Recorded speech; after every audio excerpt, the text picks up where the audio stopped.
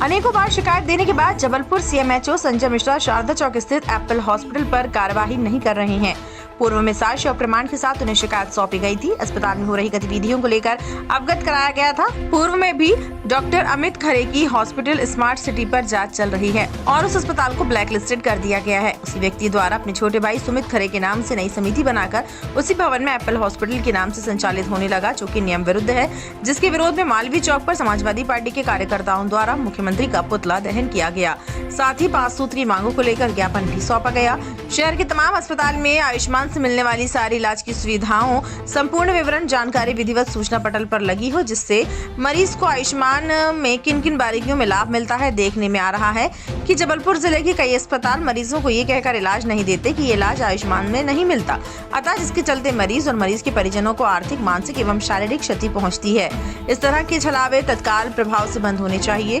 वहीं स्वास्थ्य विभाग अधिकारी संजय मिश्रा का कहना है कि हमने जांच कमेटी का गठन कर दिया है, उनके द्वारा जांच की जा रही है, दोषी पाए जाने पर कार्यवाही की जाएगी। आंदोलन में समाजवादी पार्टी के प्रदेश सचिव आशीष मिश्रा, जिला अध्यक्ष कमलेश पटेल, महिला नगर अध्यक्ष पूजा सेन, राहुल अहिरवार, ब्रजकिशोर सिंह आदि उपस्थित रहे।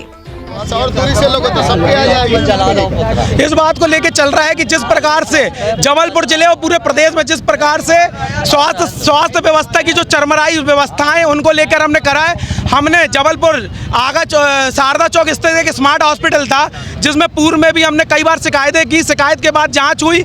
एक तो अजगर की तरह इनने जांच की, अजगर की चाल की तरह उसकी जांचें की। जांच में जो भी इनको प्रमाण और साक्ष्य मिले, उस हॉस्पिटल को इन्हें ब्लैक लिस्टेड कर दिया। ब्लैक लिस्टेड करने के बाद किसी भी कानूनी कार्रवाई नहीं की। उसी व्यक्ति ने अपने छोटे भाई के नाम पर एक नई संस्था बनाई और दोबारा उसी बिल्डिंग में एप्पल हॉस्पिटल के नाम से संचालित करने लगा। अनेकों प्रकार के वहाँ क्लेम के भ्रष्टाचार हुए हैं, जिसका हमने साक्ष्य प्रमाण सीएमएचओ संजय मिश्रा को दिए। संजय मिश्रा जी इतने भ्रष्ट अधिकारी हैं कि वो भी अपने कहीं ना कहीं उनके दबाव में बचे हुए हैं या नेतागिरी के उसमें दबे हुए हैं। उसके बाद भी कार्रवाई नहीं कर रहे। हमने कल उनको फ़ोन लगाया और हमने उनसे जानना चाहा कि हमने जो आपको ज्ञापन दिया है उसमें आपने क्या कार्रवाई की है।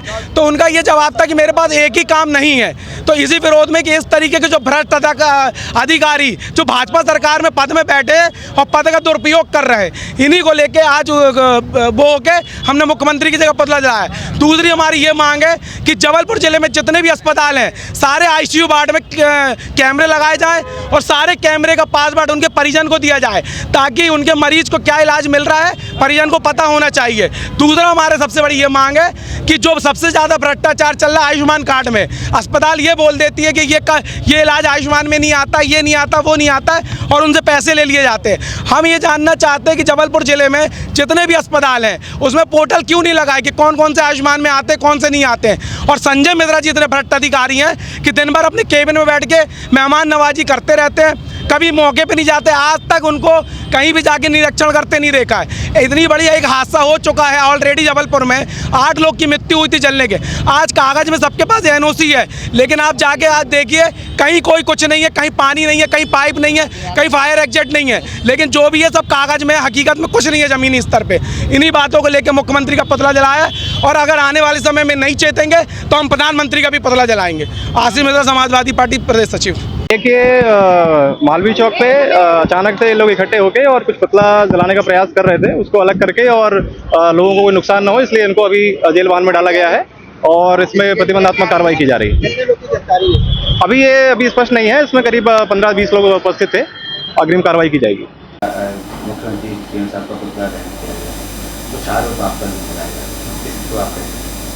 नहीं, निश्चित रूप से मुझे भी जानकारी मिली है। मैंने भी वो वीडियो देखा है कि एक राजनीतिक दल द्वारा किसी अस्पताल के विरुद्ध हमें शिकायत दी गई थी 3 तारीख को, और 5 तारीख को हमने जो हॉस्पिटल नोडल हैं डॉक्टर एस दाहिया, उनको जांच के लिए आदेश भी जारी कर दिए थे और 1 हफ्ते का उनको समय भी दिया गया। तो ऐसा कुछ भी नहीं है कि जाँच होगी, यदि गलतियाँ हैं तो उस पर कार्यवाही भी होगी। और आरोप प्रत्यारोप तो देखिए एक समाज का एक परंपरा बन गई है, तो मैं उसमें बुरा बिल्कुल नहीं मान रहा हूँ कि मुझ पर भी कुछ आरोप लगाए गए हैं। अपन लोग को इस चीज़ को बड़े स्पोर्टिंगली लेना चाहिए कि किसी पद पे आप काम कर रहे हो तो निश्चित रूप से आपकी बुराई भी होगी, आपकी अच्छाई की तारीफ़ भी आप लोग करते हैं। तो मैं जांच करवा रहा हूँ और जांच के बाद यदि ऐसा लगता है कि उसमें वो कमियाँ हैं तो निश्चित रूप से हम लोग कार्यवाही करेंगे। और वो अस्पताल एक बार पहले भी बंद हो चुका है, अनियमितताओं के कारण। लेकिन क्या होता है देखिए, जो सरकार ने अब पैरामीटर्स बना दिए हैं, बहुत बदल गए। जिस अस्पताल में अग्निकांड हुआ था उसके बाद पैरामीटर्स इतने बदल गए कि अब स्वास्थ्य विभाग के पास कोई बहुत बड़ी चीज़ नहीं रह गई। जैसे पहले हम लोग बिल्डिंग परमिशन भी हम ही देखते थे, फायर एनओसी भी हमारे पास रहती थी कि हम ही लोग को देखना है। लेकिन उस घटना के बाद स्वास्थ्य विभाग ने काफ़ी कुछ हाथ खींच लिया अपने कि फायर एनओसी नगर निगम या फायर सेफ्टी सर्टिफिकेट होना चाहिए इंजीनियर का, और बिल्डिंग परमिशन नगर निगम ही देता है। तो हमको यदि वो डॉक्यूमेंट्स ला के देते हैं, पोर्टल पे वो लोड करते हैं, तो हम लोग फिर उसको निश्चित रूप से अप्रूव करते हैं। टीम आपने बनाई है और उसमें आपका नर्सिंग, हमने डॉक्टर SS दाहिया है हमारे हॉस्पिटल नोडल हैं, उनको मैंने जांच दी है, क्योंकि एक ही अस्पताल का मामला था तो एक ही व्यक्ति को उसमें रखा है। और अभी वो मेरे पास से गए, उनको मैंने कहा कि 1 हफ्ते में उसको पूरा करें।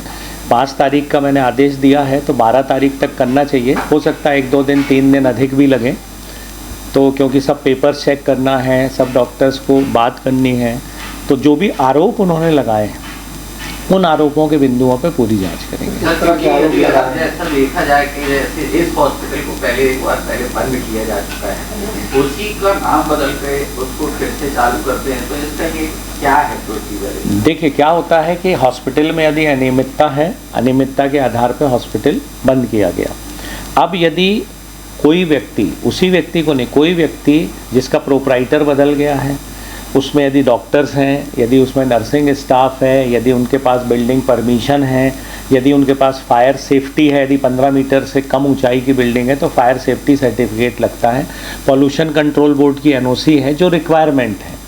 उसके बाद एक टीम हमारी जाकर जो उन्होंने बताया है, बताया इन द सेंस हम लोग क्या देखते हैं, पलंग जितने बताए गए हैं उतने ही पलंग हैं, पलंगों के बीच की दूरी ठीक है। नर्सिंग जो स्टाफ है, वो नर्सिंग स्टाफ के पास वो डिग्री डिप्लोमा है जिसमें वो नर्स का काम। आज भास्कर न्यूज के लिए राहुल सक्सेना की रिपोर्ट।